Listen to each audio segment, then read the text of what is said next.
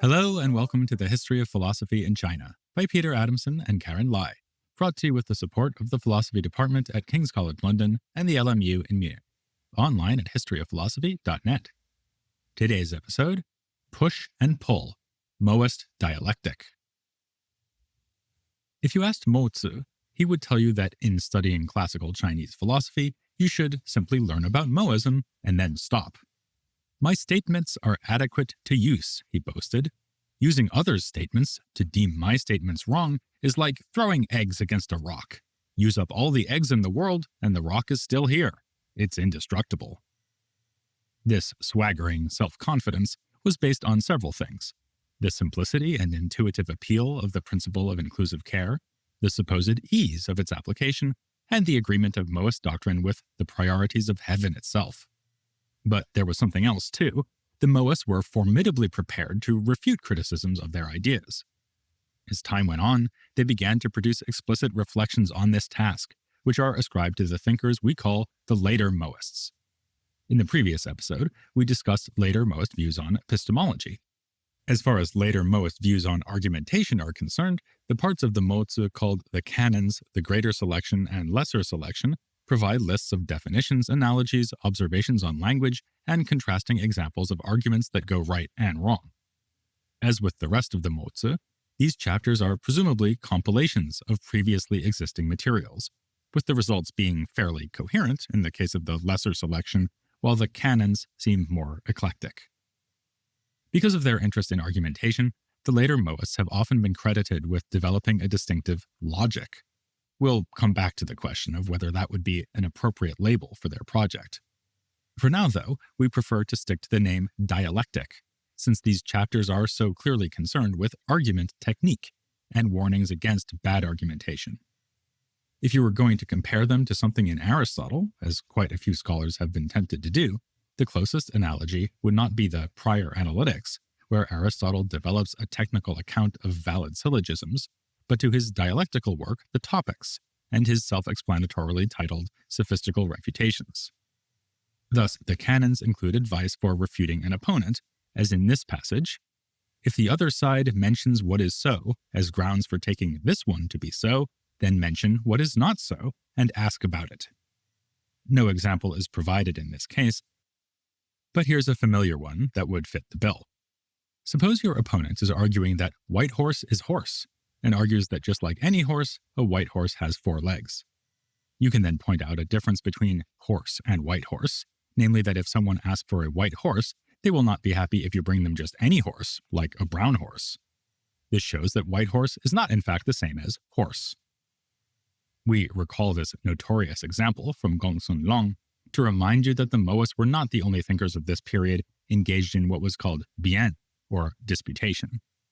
But among our surviving texts from this period, none comes closer to offering a general theory of disputation than the Mohist canons and selections. The lesser selection even provides a menu of 4 dialectical strategies. Analogy is mentioning other things and using them to clarify it. Paralleling is placing expressions side by side and jointly proceeding. Pulling is saying, you are so, how is it that I alone cannot be so? Pushing is on the basis that what they don't accept is the same as what they do accept, proposing it. As this passage shows, the later Mohists are interested not just in offering proofs, but more specifically in refuting an opponent in debate. Hence the metaphors of pulling and pushing. To pull, yuan, is to use an admission extracted from our opponent to ask why the same cannot apply in our case. And to push, tui, is to force them to accept something they do not, on the grounds that it is the same as something else they have already accepted. To use the argument strategy of yuan, pull, imagine your opponent thinks that horses are animals but giraffes are not, and you disagree. If your opponent accepts that horses are animals because they are living organisms with sense organs and a nervous system, you can pull their argument by asking why this cannot be the case for your view, that is, that giraffes are animals too. Or you could push them by getting them to admit, since they have already accepted that this horse, a living organism with sense organs, is an animal, Why do they say that this giraffe, a living organism with sense organs, is not a noun? The lesser selection spends quite a bit of time cataloging ways that arguments can go wrong, which is also related to a concern with debate. A given argument may be cogent in one case, whereas what looks to be nearly the same argument will be misleading in another case. It's fine to say that because a horse's eyes are blind, the horse is blind, but wrong to say that because a horse's eyes are big, the horse is big. Here, the two arguments differ only by a single word, replacing blind with big, yet we get a valid inference in one case and not in the other. Here we are reminded of the complexity of word categories. In English, blind and big are what we call adjectives or predicates. They are words that tell us more about a thing. But not all predicates function in the same way. Blind applies to a horse's eye, and at the same time, it indicates to us the condition of the horse itself, but big doesn't work like that. Therefore, when we are engaged in argument, we have to be mindful that words belonging to the same grammatical category do not always function in the same way. Here's another example, which for a change does not involve animals. Jane's parents are people. Jane's serving her parents isn't serving people. Her brother is a handsome man. Loving her brother isn't loving handsome man. The distinction between Jane's serving her parents and serving others rests essentially on the meanings of each of the phrases serving parents and serving people. The first phrase, serving parents, refers to acts of filial piety that are appropriately undertaken by children toward their parents. The second phrase, serving people, actually means being in the service of others, in other words, being a servant. The key to their difference lies in the way two or more words are compounded to derive a different third meaning. The word that is translated as serve, shu, in each of these compound terms incorporates different types of service based on the nature of the different relationships. The compound term also explains the second statement about Jane's love for her handsome brother. We cannot infer from her love for her brother that Jane would indiscriminately love any handsome fellow, especially given that the Chinese phrase for loving handsome men, 爱美人, actually refers to sexual attraction. It is clear not so much from the logical structure of this second statement as from the meanings of its compound terms that Jane's loving her brother is not the same as being sexually attracted to men. These examples illustrate the potential pitfalls of drawing parallels indiscriminately, which might arise for a number of reasons, among them being the nature of the Chinese language. More generally, the Mohists want to illustrate that even legitimate arguments may become dangerous as they change direction, fail when taken too far, and leave their roots as they flow, so one cannot fail to be cautious and cannot invariably use them. But the later Mohists do more than just issue warnings. Various positive doctrines can be extracted from these chapters, starting with the basic point that dialectical argumentation can indeed be decisive. Here they may be polemicizing against Taoist views like those found in the Shuangzi, which might be taken to express a skeptical view about arguments. But how to refute someone who thinks that refutation is impossible? By showing that this position is self-refuting. In the Canons, we find the remark, deeming statements all perverse is itself perverse. In other words, anyone who claims that all statements are false is thereby making a statement and thus undermining themselves. Another Taoist idea that may be targeted in the Canons and selections is that nothing is really one way or another in itself.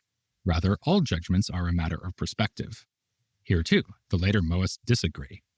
They believe that we can classify actions or objects out in the world by placing them into well-defined categories. That's the point of the definitions they collected, and also of another significant theme in their writing, namely sameness and difference. As we might almost expect, the Mohists take care to define sameness, and they do so with quite some precision. There are 4 ways in which two things can be the same. First, one thing having 2 names. This is the type of sameness where we would use the word identical. Second, things that are part of a whole. Third, things in a room, which are the same merely in the sense that they are together. Fourth, things that are similar in some significant respect may be considered the same in type. This meticulous classification of sameness helps delineate what we might mean when we say that two things are the same. The final sense of sameness of things being similar in some respect is explained in another canon in the following way: the same is being different, yet both being one in relation to something. In other words, the specific meaning of sameness in this passage is not identity, but a commonality between two non-identical things. Two giraffes lounging on the savannah are one, insofar as they are animals of the same kind. If one of them were a lion instead, which would be very bad news for the remaining giraffe, then they would not be the same in being giraffes, though they would still be the same in both being animals. As the Mohists note, some features exclude one another and some do not. Being a lion excludes being a giraffe, but to use their example, hardness does not exclude whiteness. We've seen these distinctions put to use already. Jane's parents are people, like anyone else, but her serving them is not about her being in their service, as she might serve a master were she employed to do so. All this may seem obvious, at least once the Mohists have pointed it out, but they have good reason for stressing it, because disputation is in their opinion all about sameness and difference. As the Mohists put it, disputation is contending over that and other. The move by the Mohists to delineate things that belong to a category and others that do not is a significant aspect of their contribution to understanding the process of disputation. Their remarks on sameness are mirrored by a list of the various kinds of difference. And there's more. Yet another way to draw a line is to mark out what is possible and what is not.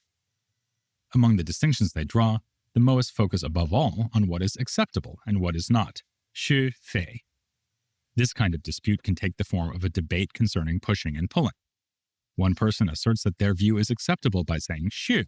This is like saying, yeah, to all those views that are in agreement with theirs. They may also say 非, which means no, disagree, to deny the views that do not align with their own. The idea of affirming what one believes and denying what one's opponent believes is a major theme in Warring States discourse. It's particularly in the tensions between the Mohists and the Taoists that we see the full force of such affirmations and denials. As Chris Fraser has explained, the Mohists see dialectic as an attempt to determine whether a given meaning applies to a given thing or not. He cites a text from the 3rd century BCE that explains the purpose of disputation, or bian. Those who dispute separate distinct kinds so that they don't interfere with each other, and arrange different starting points so that they don't confuse each other. They express intentions, communicate what they're referring to, and clarify what they're talking about. They make it so that others share their knowledge and don't strive to perplex each other. So the winner doesn't lose what he defends, and the loser gains what he's seeking. The passage goes on to concede that disputation techniques can also be used to trick opponents, but still the right way to engage in dialectic is to clarify matters, not to confuse them. This is what the Mohists were after too. In addition to those warnings about ways arguments can become dangerous and change direction, they propose a method for determining whether a given word applies. We've seen it in action already in previous episodes, the model or standard, like the carpenter's use of a square, or like appealing to heaven as a model for human morality. Tellingly, the Mohist canons define model in terms of similarity. A model is what, things being like it, they are so. They offer the example of a circle, which may be in the mind, in the geometer's compass, or in the form of a circle that has already been drawn and is used as comparison for another circle. One nice thing about this example is that it gets across the objectivity of Mohist standards. Not everything is a matter of perspective, as the Taoists suggest. A circle of any size is circular, even when no one is looking at it, and provides a standard against which we can measure shapes that are meant to be circular. In light of this, we can say that winning in a disputation is not necessarily getting the opponent or an audience to agree with you. It is rather to identify the correct category by which something may be classified. What the later Mohists are doing here could be compared to the early Confucians' ambition, the rectification of names. For both groups, one of the main tasks of philosophical reflection is to apply the right names to the right things. In pursuit of this goal, the Mohists make some strides in the direction of a theory of names. They distinguish three kinds of name: those that are all-reaching, those that name kinds, and proper names. An all-reaching name is one that applies to any object whatsoever, like the word thing. This sort of name isn't going to play any role in dialectical disputes. There's no point to arguing over whether something is a thing, because thing is a name that all things share in common. At the other end of the scale, a personal name, like Karen or Peter, only marks sameness in the sense of identity, not similarity. Like when you say, that guy over there is Peter, the same Peter who prefers giraffes to horses. Such a name can cause confusion, but only because of ambiguity, which is relatively easy to resolve.